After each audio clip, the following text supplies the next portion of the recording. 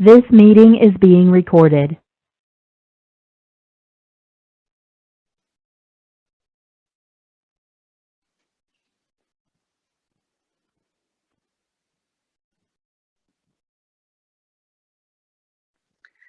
Good morning, good afternoon, and good evening to all of you, depending on where you are, of course. A warm welcome to this episode of Trade Winds. My name is Cecilia Malmström. I am a senior non-resident fellow at Peterson Institute. And today we are going to talk about the African Intercontinental Trade Area. It's an exciting process that goes on a little bit beyond the headlines. But a lot of things are happening there. I'm very honored today to have with me two guests, Mrs. Pepina Gappah, who is the principal legal advisor to the AfCFTA. That's a hard acronym to pronounce. It stands for the African Continental Free Trade Area. And Dr. Gappah is a trained lawyer from Geneva and Cambridge, and she has also worked with the WTO. And she's also, fun fact, a famous novelist writing fantastic books about her native Zimbabwe. We also have with us my colleague, Sherman Robinson, who is a professor and a colleague at Peterson, and who has done research on actually most aspects of trade and fiscal policy. Lately, he has studied the AfCFTA's impact on Kenya and the bilateral agreements that are being negotiated with the US and UK. So a very warm welcome to both of you. And you in the audience, you have the possibility to put questions in the chat and we'll deal with them a little bit later in the program. So a very brief introduction. The African Continental Free Trade Area is a flagship of the Agenda 2063 of the African Union. That is Africa's blueprint and master plan for transforming the continent into a global powerhouse for the future. It's a pan-African drive for unity, self-determination, freedom, progress, and collective prosperity. And it was adopted like this at the formal creation of the African Union in 2013, and Agenda 2063 is then 50 years later. And at that time, there was also a decision to establish a continental free trade area. The African Union, in its turn, was created in 2002, and it includes all 55 countries of the continent. It has a secretariat and a commission based in Addis Ababa in Ethiopia. And as of February this year, 36 countries have ratified the AfCFTA agreement that has been signed by 54 countries. It has a secretariat in Accra, in Ghana, and decisions are taken by the African Union Assembly, that is all the heads of states and of government in the member countries. And there's a council where the trade ministers meet. And trade under this agreement started in January this year, and it covers a market of 55 countries, 1.2 billion people, and it would be potentially the largest free trade area in the world.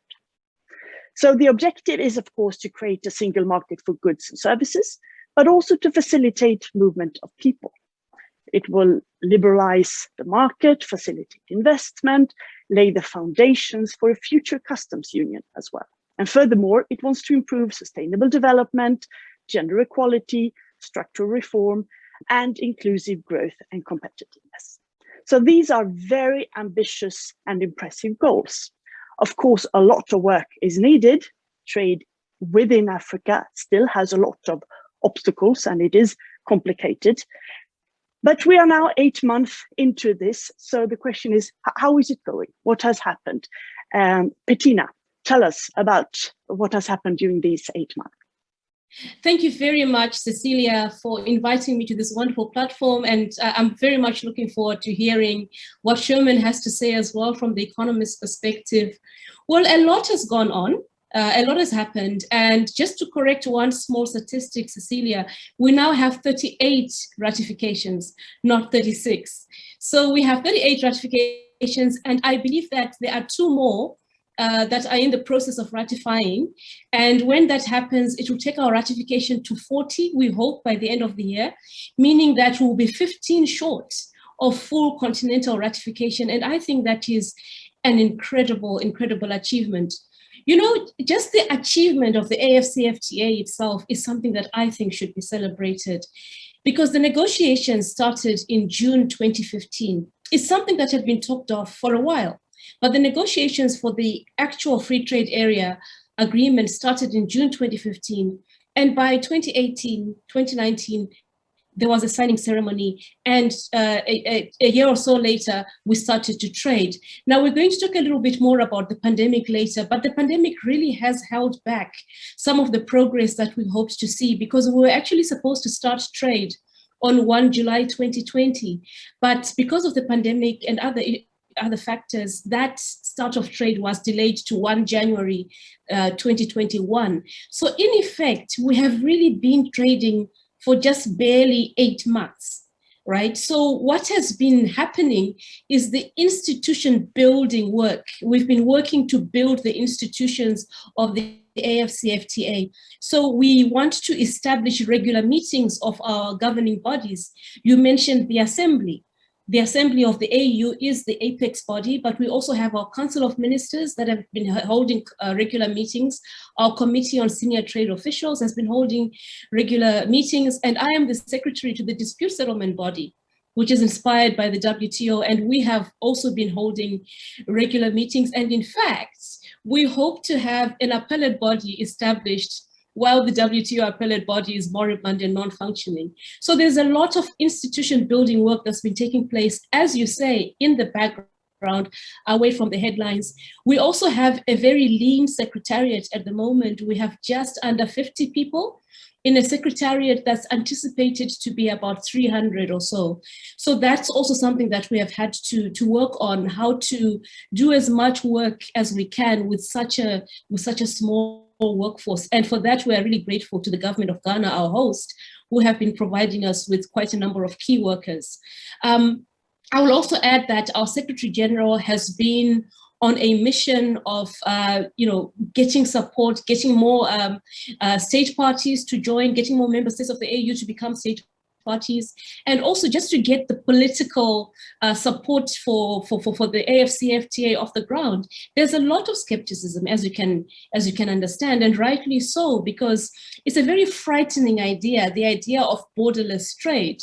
So there needs to be a lot of political will behind the project, and that's one of the things that we've been working on gaining. Thank you, and sorry about the error of the number of countries who had ratified. Of course, this is a very long process, and we'll come back to the COVID and the pandemic, which of course has added to the list of problems. And institution building is something that really takes time, and I think we could come back to that a little bit later as well. But what would you say now that we may be getting a little bit settled, at least with the Secretariat and so on? What are the short-term priorities to get into place to show that this is really serious? Because you need, of course, to show the audience, the members, the countries, the citizens, that this is something that is good for them. Absolutely. So I would say that the immediate priority is to get trade going. You know, we started trade on the 1st of January, but actual trade has been very slow to get off the ground. And it's partly to do with the fact that we haven't fully finalized what goods are covered under the schedules. So one of the key decisions that has been made in the last week or so is to have at least what we call provisional schedules of concessions, so that even if the agreement is 60% of products, we at least get trading on that 60% of products. And another short-term gain that we really need to achieve quickly is agreed rules of origin. I'm sure Sherman will talk a little bit about that, but at the moment, there hasn't been a total agreement on what rules of origin to apply to what products. And in the meantime, state parties are encouraged to apply the rules of origin of their regional economic communities. But there are problems there, because what about those state parties like, potentially like Morocco, that are not members of any regional economic, community? What rules of origin do they apply? So I would say getting provisional schedules of concessions agreed, verified, certified, getting rules of origin, agreed, and working on other non-tariff barriers. If we can get the trade in goods off to a good start, I think we'll be in a very good space to then move on to actual, negotiation of offers on services before we even get into what we call the phase 2 new generation issues. That is so interesting, but indeed I do understand the difficulties. It's a huge continent with 55 countries, quite heterogeneous continent as well. And as you say, there are these economic communities, 8 that most countries, but not all, are also part of. And these communities have trade with each other, but also trade with others in Europe, for instance, but also with the US and other partners. So there's potential, and the agreement of the AfCFTA covers for this. So it says that they can coexist, so it shouldn't be a problem. But of course, some communities are more advanced than others, which could be an advantage, of course.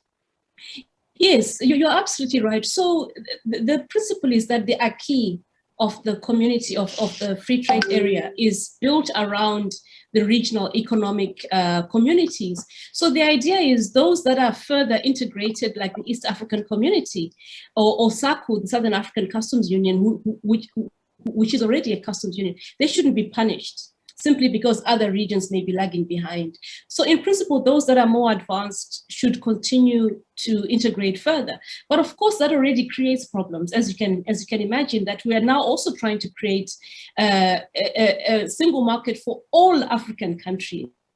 So there has to be some kind of balancing act. But beyond the issue of RSCs, Cecilia, I just want to refer to something you alluded to in your recent comments about trade with Europe and so on. African trade is very tilted towards, towards the outside. African trade is tilted towards outside Africa. In fact, I think the percentage of intra-African trade is just under 20%, it's about 17%. Whereas if you compare with Europe, which is about 59-60%, and Asia, which is about 69%, you find that it is really anomalous, because it's normally common to trade with your neighbors, isn't it? But the way African trade, for historical reasons, the way African trade has been structured is that we have our markets outside the continent. Right. And so one of the key factors that we are going to have to look at is the question of value addition, so that we are not all swapping raw materials. Right. And so industrialization becomes key. Right. So there are so many contested issues around trade in Africa itself, right, which go beyond just questions of trade. So this is just to give you a flavor of how difficult the process of integration is going to be. And it goes beyond the question of RECs, right into the nature of trade itself. What kind of intra-African trade do we want to have? Yes, and in this regard, I wanted to let Sherman come in, because he has done research on the case of Kenya, which is one country who has bilateral agreements with others, but also in the process of 2 very exciting agreements with the US and with the UK. And he recently published studies on how this can be complementary to the African trade process as well. Sherman, would you like to tell us a little bit about the results and your research in this regard? Yes, it's as Pepina noted, the African trade, but the largest part of African trade is with the EU and East and Southeast Asia. I view East and Southeast Asia as an integrated economy. It's an interconnected trading area. You might as well look at it as if it were like Europe or the EU. It's that very large shares of trade within it. And it is the major partner for Kenya, followed by the EU, and then a very far third, the rest of the world. What we found looking at the bilateral agreements is that this old debate on are these sub-regional agreements, bilateral agreements with Europe, bilateral agreements, are they sort of harmful to further integration, or are they, as my colleagues have called, stepping stones to further integration? The Bogoti argument, yeah. And the question comes down to is, if you do these bilateral agreements, does it simply divert trade? Or does it actually, is trade creating? And the answer seems to be it's trade creating. It is not inconsistent with further integration, and it can be part of that. The other major issue for African countries in general, but Kenya in particular, Kenya is a very protectionist country. So our findings, or the work we looked at, is they gain, their real gain from the free trade areas and free trade agreements is it forces them to liberalize their trade. And that's the major gain. If they don't liberalize their trade, and there's nothing in the free trade area that says they have to, we're not talking about a customs union yet.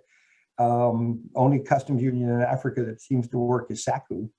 So there, in that case, you are then just building up very difficult to administer rules of origin. Yeah. Because as you do these bilateral agreements, the other ones, then you can kind of get around the Kenya protection that way. And really the only long-term answer to that is for them to liberalize. The other interesting point about that we find in the Pan-Africa agreements is the role of South Africa is absolutely crucial. It is the major trading country in the region. And if we looked at agreements where, what if South Africa didn't take part in it? The Pan-African agreement is crippled in that environment. So you really do need South Africa on board, and then you need to be making your trade policy in South Africa consistent with everybody else. That's going to be the major challenge.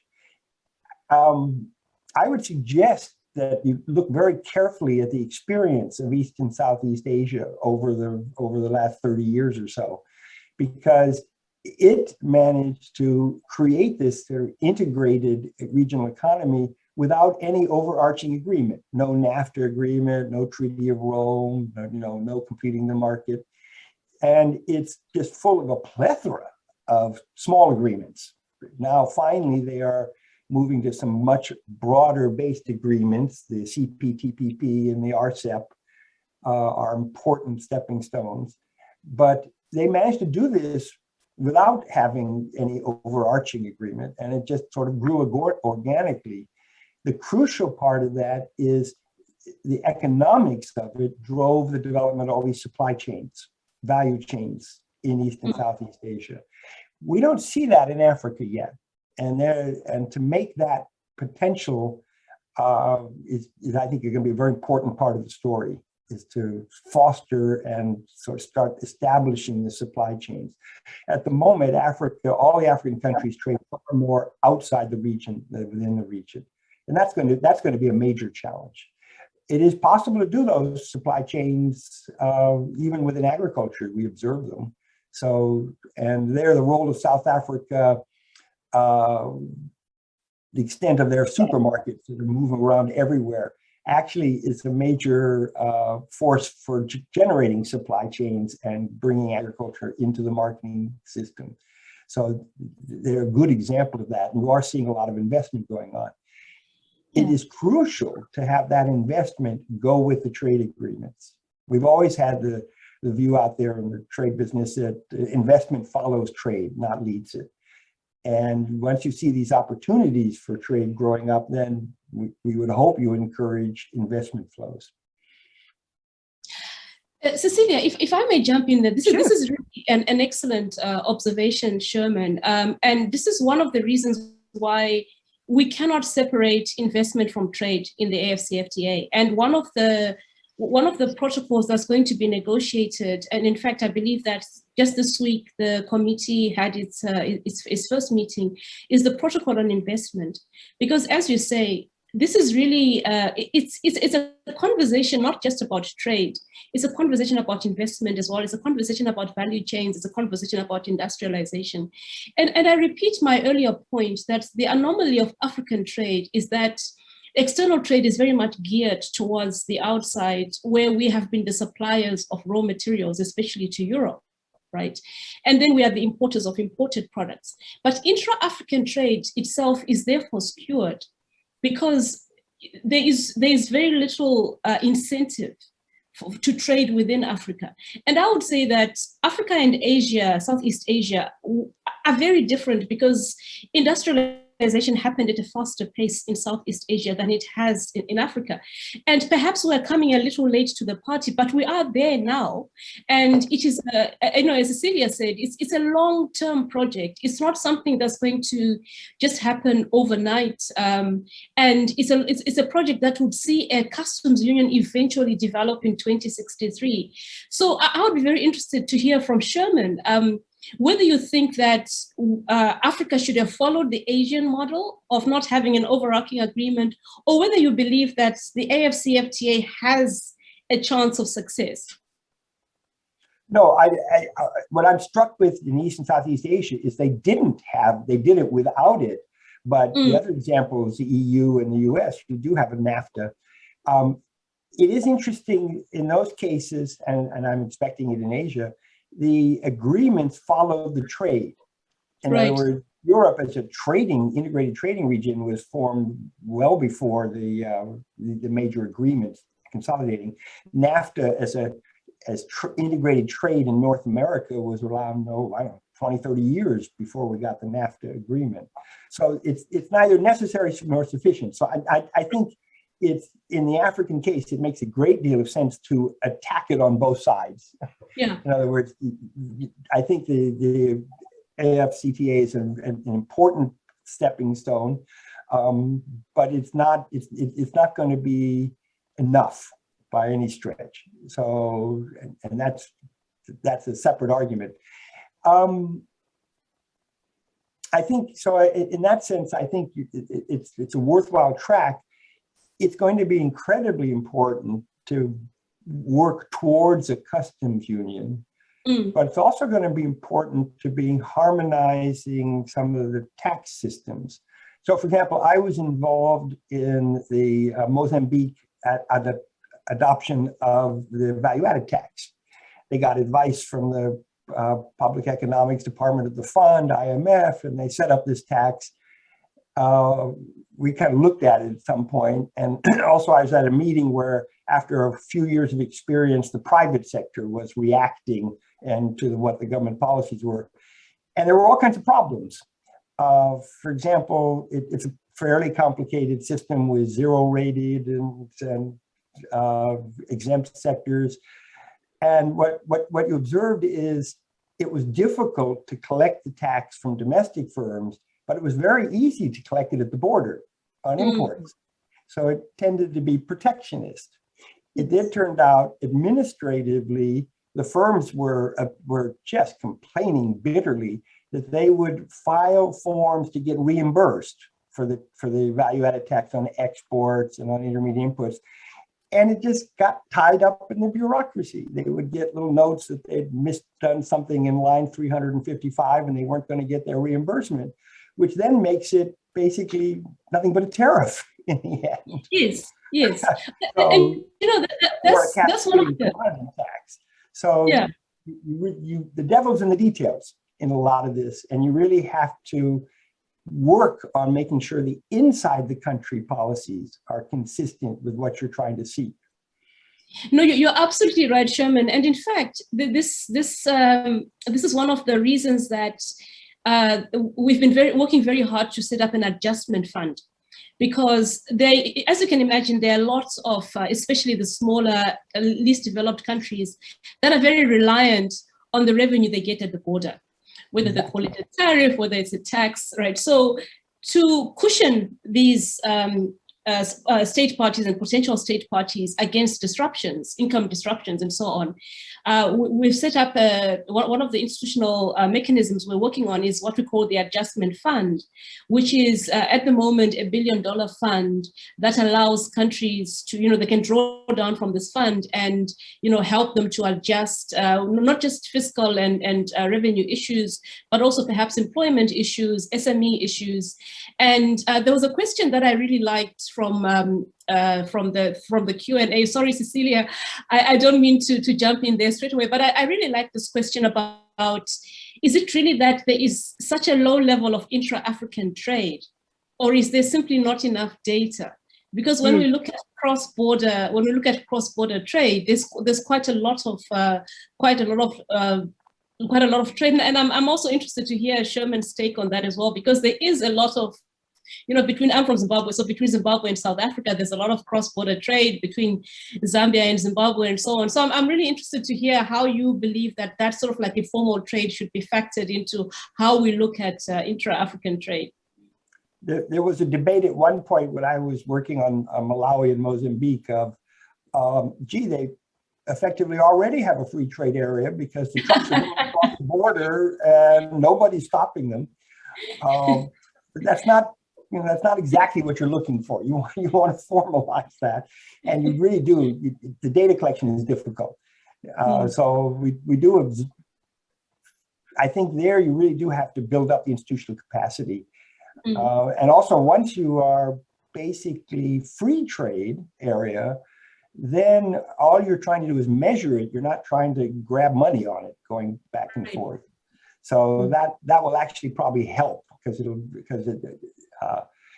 the systems now tend to be corrupt in the sense that I remember looking at one place where they had revenue collection, and from the invoices, you knew how much tariffs you were supposed to be getting, but the amount of tariff revenue actually delivered to the government seemed to be half that. Well, somewhere in that stretch, it was getting diverted. And so you really need to worry about those issues too. It's both that's a data measurement and a corruption issue.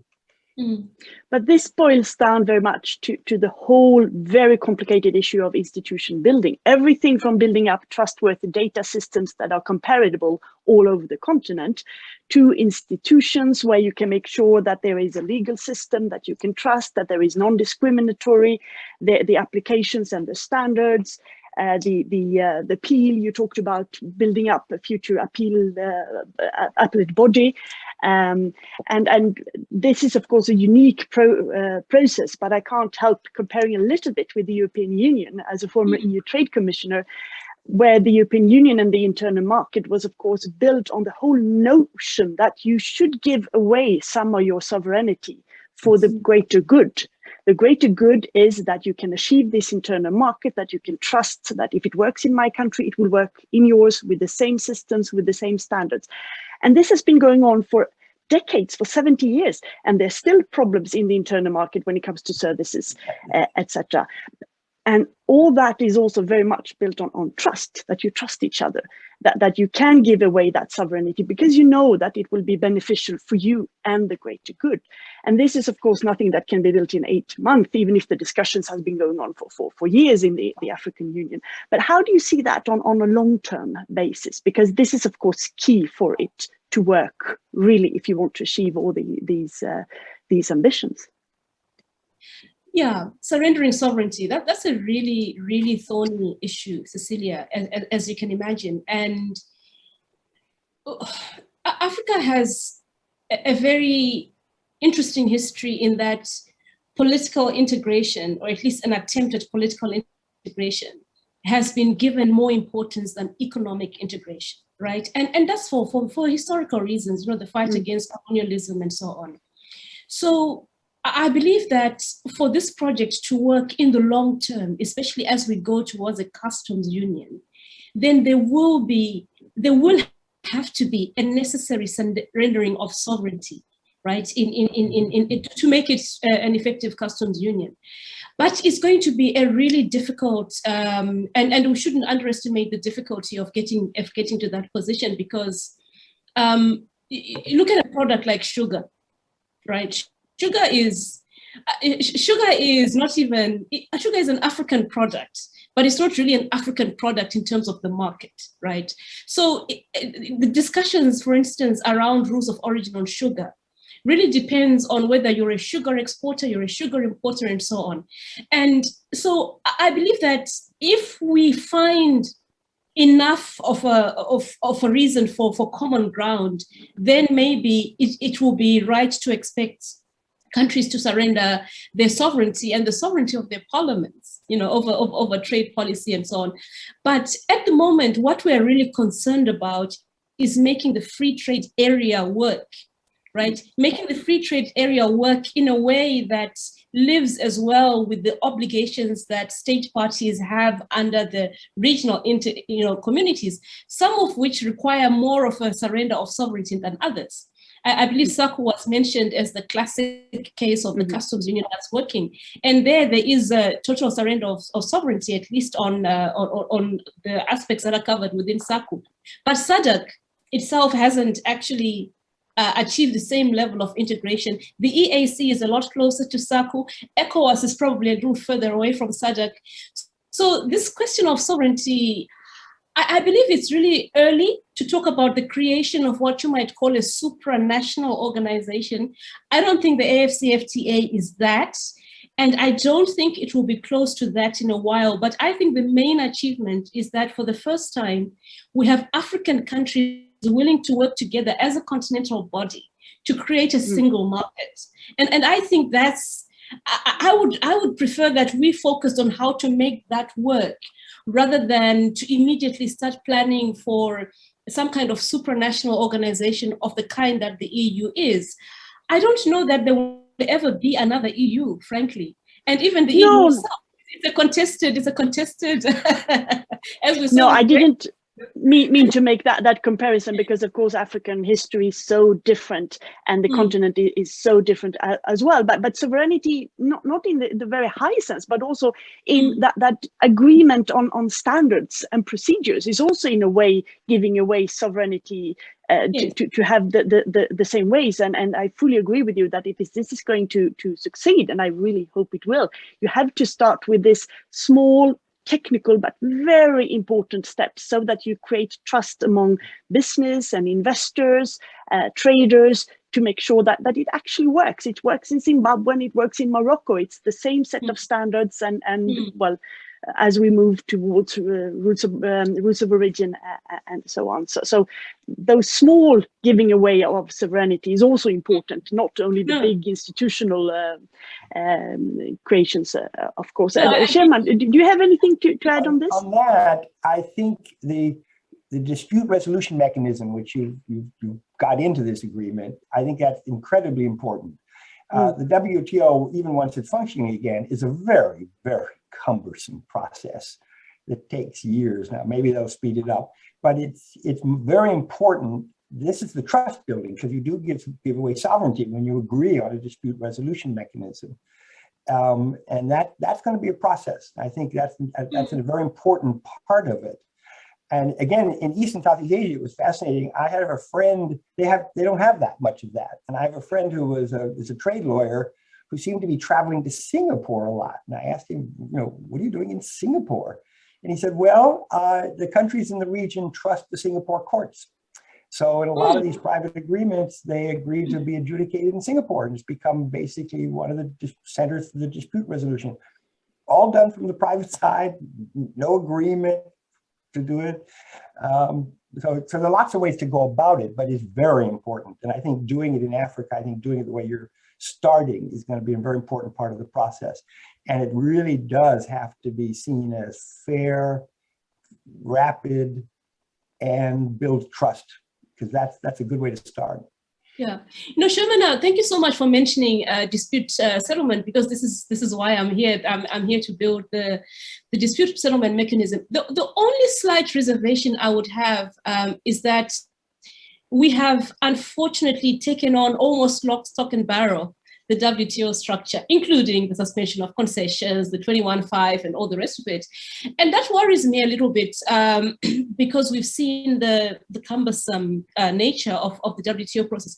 And it worries me even more when I think about how few African countries actually had experience in the WTO system. In a former life, I worked at the appellate body of the WTO, and then I worked for the Advisory Center on WTO law. And we found that African countries tended to be interested in capacity building and training, in legal advice, especially on implementation, and less so in actual, bringing disputes to the WTO. So I wonder to what extent, the system will be, of course, I want, state parties to use it and to use it frequently, but we don't really have a culture on the continent of using even our regional economic integration dispute settlement mechanisms. Apart from, when they're very successful, like the SADC tribunal, and then one party decides to destroy it because the judgments are not to their liking. But I agree with you that dispute settlement is going to be hugely important in terms of bringing trust to the system. It's important that there's fairness, there's transparency. And the question of South Africa, for instance, South Africa is a very dominant state party, right? It will be very interesting to see even the dominant state parties like South Africa, Nigeria, and so on, being also subjected to the same rules as the smaller countries. So it will be very, very interesting to see how that works out. One disappointment I have to point out in the mechanism, in the dispute settlement mechanism, is that at the panel stage, parties are supposed to bear their own costs, but at the appellate stage, the costs come from the budget of the Secretariat. And I think that may be something that discourages parties to bring disputes, but I hope it won't be, and I hope that we can find mechanisms to make, especially for the least developed countries, to make it easier for them to bring cases if they want to. Mm-hmm. This is really interesting, and it could potentially spill over to the discussion in WTO as well, where the appellate body has not functioned for a long time, and where partners are now sitting desperately trying to see if there is a way to sort of rearrange it slightly, but also to get the body working again. So this could be something where there could be a collaboration there. There are lots of questions coming out here. I just wanted us to dwell a little bit on the COVID pandemic. You touched upon it in the beginning, and of course this has affected the possibility of the timetable and the agenda.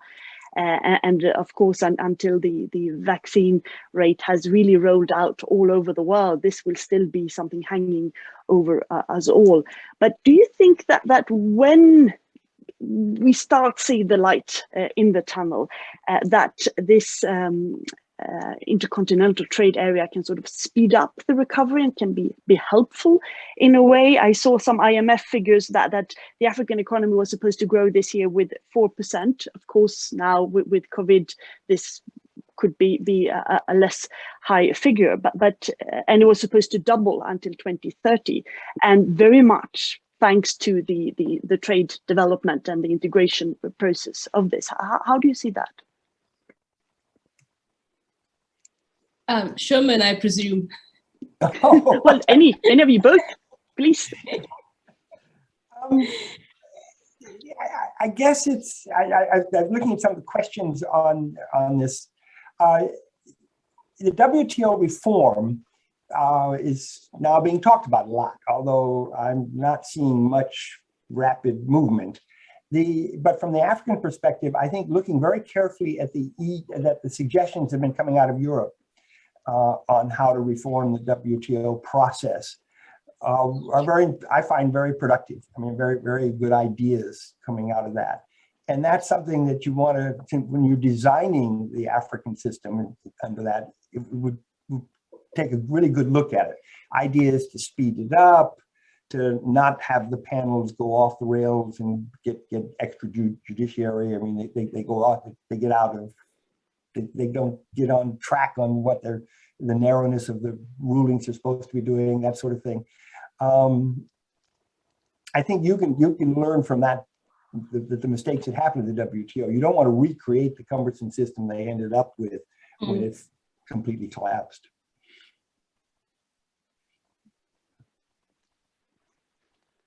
Pepina, do you want to add anything on this?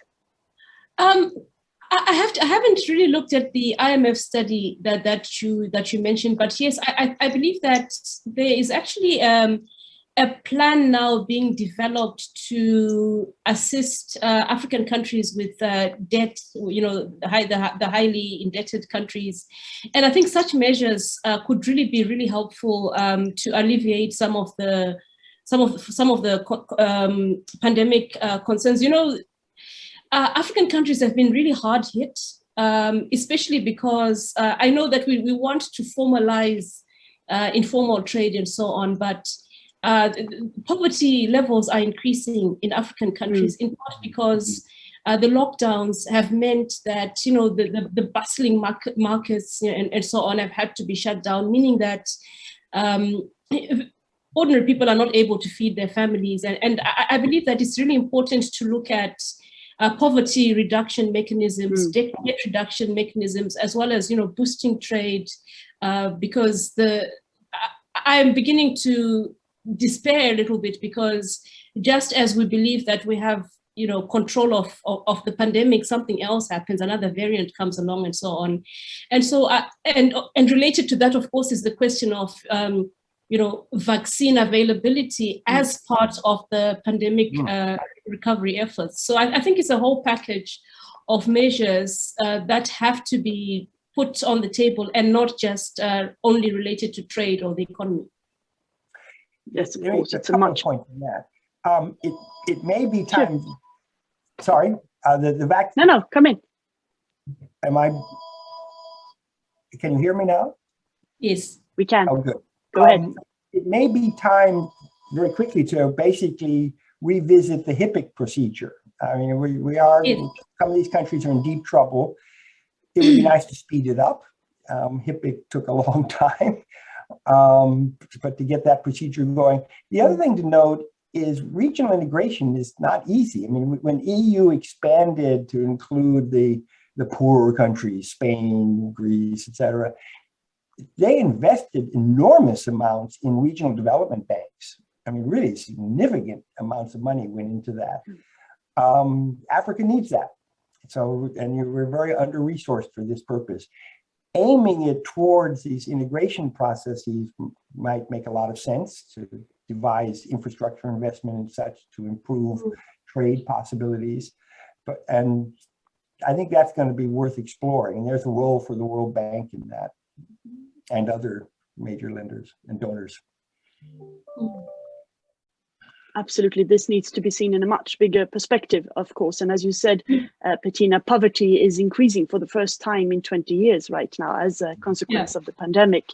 So, of course, the trade area is just one part of a bigger economic investment that needs to be done. And it's too early to say. There's one question coming up on how you see the future. You talked in the beginning about the goods and that you're working on rules of origin. So one question is about, can you already see, it's early days, I know, can you already see what main products have been benefiting from the agreement? Is there any statistic indication of this or any anecdotal evidence? Yeah, well, it's early days yet, but I want to answer that question together with another question that I spotted that I liked very much, which was which products are already being exported at the moment. Well, Ghana was the first country to send out a consignment under AfCFTA rules, and it was alcohol. You'll be pleased to hear. So cheers to that. It was alcoholic products and cosmetic products. And to me, that's very interesting. And it goes to exactly what we were saying about value addition, that the successful intra-African trade will be about not sugarcane, but rum. If we can make African rum, it will be about, cosmetics, hair products. It will be about industrial, it will be about products that are manufactured and not just the raw materials. But yes, so far the schedules they're supposed to cover 90% of products. But what has been agreed so far is 60% of products. And we're talking about everything from industrial machinery to agricultural products. We're talking about chocolate. We're talking about anything that really can be traded under the harmonized system. So it's a very wide-ranging coverage that we have of the actual goods that can be traded. That's very interesting. So these are goods, and then in the long term, of course, you have the ambition to also facilitate for the trading of services and digital trade as well. But that's a little bit more long term. Or are you working with that already? Yes, it's not really, sorry to interrupt you, Cecilia. I was just so eager to answer the question because it's such a good one. It's not really so much in the long term. It's actually part of the first phase of negotiations. The first phase of negotiations covered trade in both goods and services. But what has been a little bit slow is receiving the the offers and requests and so on. That process hasn't really begun, but in principle, the AfCFTA currently covers trading services as well, financial services, telecom services. I live here in Accra, and I have a South African bank, which is just great. So I bank with a South African bank in Ghana, right? And there are Nigerian banks here, and we hope to see more such services being offered, telecoms as well.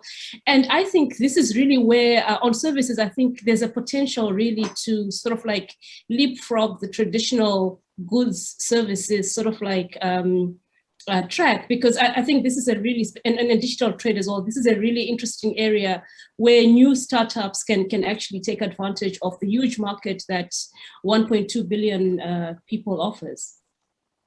Absolutely. And of course, services can also benefit greatly if there are more agreements on digital trade. As you know, there is a plurilateral initiative in the WTO where many African countries do participate in the negotiations right now to get sort of common agreements on what is a e-contract, how do you confirm an e-signature, what are common rules on spam. And this is something that of course would facilitate hugely, especially for small countries in the rural areas where if they can solve this online, so to say. So is this also part of the work that is ongoing? Yes, indeed. There will be a lot more work that is going to be done on digital trade. In fact, I always tell my friend Emily, who's the director of services, that she has an ever expanding empire, because it includes services, investment, digital trade, all the really interesting new issues. So yes, this is certainly work that we're going to be looking at. How interesting. And when you and I talked a couple of weeks ago to prepare this, I know that we also talked a little bit about women in trade, because of course women in small companies in Africa are really huge potential. And when I spoke last time in Trade Winds with the managing director of IMF, Kristalina Georgieva, she said that this is very much the future, how they are trying to gender mainstream both budgets and recoveries, and looking at how IMF can specifically support women and women smaller companies. And I think this is also part of the AfCFTA agenda as well, right? Absolutely. And in fact, I believe at the end of September, we are going to have our first Women in Trade event. And you're absolutely right that this is a conversation, though, not only for women in business, but also for policymakers, So the conversation about gender mainstreaming is a multifaceted conversation. And we at the AfCFTA are proud to be one of the organizations that is tackling this as a priority area as well. And this is also related to poverty fighting, of course, because there's a lot of research showing that if you involve women in trade, they invest the benefits in the education of their children, in health, in schooling, in poverty fighting elements. So it's also very important for the economy as a whole. So this would be a very important element as well. There's also one question of the islands in Africa, whether there are specific elements in order to integrate the small island development states which trade on the mainland. Like Seychelles, Cape Verde. You I mean think so. The question, yeah. The question is, will there be anything special to integrate the small island development states, CIDS, on trade on the mainland? Yeah, that's a really good question. I can't give you an answer off the top of my hand as to whether there's an initiative, but I believe that built into the modalities is the question of capacity. Yeah, the question of capacity is built into the modality, so that for the smaller, more vulnerable and least developed countries, they have a longer time frame in which to open up. So it's a staggered implementation process. So it's not that they have to sort of open up at the same rate as South Africa, for instance. They have a little bit more time, and they can also select products that they consider sensitive, on which they do not wish to open up. Yes. So it's more asymmetric in order to cover infant industries and so on. Asymmetric, yes. and also applying the principle that we call variable geometry. Yeah. Okay. Sherman, sorry, we haven't let you in for a while. Is there anything of the things we discussed that you would like to comment as well? In thinking of the gender and bringing women into trade, it's very important if you're going to encourage agricultural trade to get it into the commercial sector, and that requires institutions. And it requires a lot of things like standard setting. For example, Ethiopia, with a lot of work, created a commodity exchange, which then took agricultural commodities, graded them, did quality control, and set up market clearing processes so they could bring them into the market, including coffee. That's a crucial part of getting into the trade business.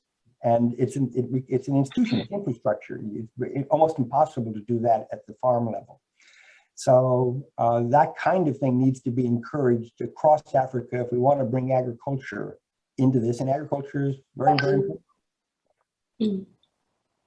Yes, of course, agriculture is still key in Africa, but also the wider perspective of how to further industrialize and to move away from the dependence that so many countries still have of agriculture in their export schemes, of course. And the standard setting is absolutely crucial to bring agriculture into value chains.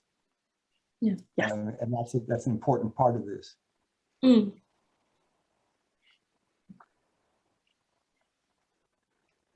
Sorry, I was looking at the sorry.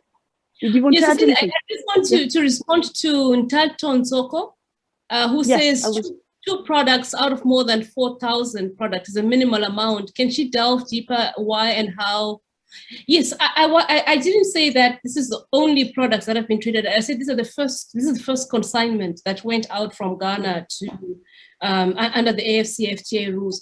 But Ntato and my fellow panelists in the audience, one of the issues that we have had is that we don't yet have schedules of concessions. We are still working on the schedules and clarifying what the final tariffs are. So it's very difficult to actually trade when you don't actually have proper schedules that are then put into a tariff book, into a customs handbook, and so on. So that's the work that's still going on, and it's such important work that the last meeting of our senior trade officials was devoted to this issue of how to get trade started, how to get those provisional schedules agreed, how to get the rules of origins agreed. So the rules of origin subcommittee is currently developing a manual on rules of origin so that we have shared, agreed rules of origin across the entire continent, so that we don't depend only on the rules of origin of the regional economic communities. But as I said, this is an agreement. The starting gun was fired in June 2015. It was signed in 2018. Trade started in January 2021. So I'm afraid it's not going to be instant. It can only be a process, but it will happen because it has to happen. Indeed, and the ambitions are really high, but certainly needed. And I think in these 8 months, taking into consideration the pandemic and the several difficulties that has, of course, been on the agenda and slowing down the process, is taking that into account, there's still a lot of progress. And you said by the end of the year, you would have 40 countries ratifying. Is it a problem that the other 15 have not joined, or do they join consecutively? Look, I mean, I think we have to allow, and this is the sovereignty question, we have to allow countries to join as and when they are ready. We have to allow whatever internal consultations, if only because we want to avoid an AfExit. We don't want countries to leave the AfCFTA almost as soon as they join. So it's important to allow those internal consultations to take place. But it has an immediate consequence, Cecilia. If you remember at the beginning, you explained the governance structure a little bit of the AfCFTA, which is that the Assembly of the African Union is the apex institution. So you have this slightly interesting position, if I may call it that, where non-members are part of the governing body of of a treaty-based regime, you know, so that's a little bit anomalous because Tanzania, for instance, is not yet a state party, but sits in the assembly. Morocco, not yet a state party. Botswana, not yet a state party, but they are members of the AU. So I think it works, the governance structure will work better the faster African member states join the AfCFTA, so that we have exactly the same members of the assembly as we have state parties in the AfCFTA. That's really the only real consequence, I would say, of having such a number of countries outside the AfCFTA. But I believe, you know, progress. I mean, I'm actually astonished that we're going to be at 40 state parties by the end of the year. That's really quite extraordinary, because I think it's the fastest ratification, you know, that I can certainly think of in international law. And we hope to have the rest of the 15 join us as well. Mm-hmm. Certainly. Well, there's so much to talk about. Maybe we should wait another 8 months to touch base again and see what has happened during that time. I think our time is running out. Pepina Gappah, you've been extremely generous with sharing the work of what's happening and the prospects. Sherman Robinson, thank you as well for sharing your long experience and for sharing the latest analysis that you did specifically on Kenya. But of course, your knowledge is much broader than that. It's been a fascinating discussion. I've learned a lot, and I hope that all of you who listened as well. We couldn't take all questions, but we tried to reflect on many of them as well. So thank you so much. And I hope you will come back and listen to the next episode, which will be in a month, and that will be about maritime trade. Until then, I see you. Have a good afternoon or continued day or evening, depending on where you are. Goodbye. Thank you. Thank you very much. Thank you.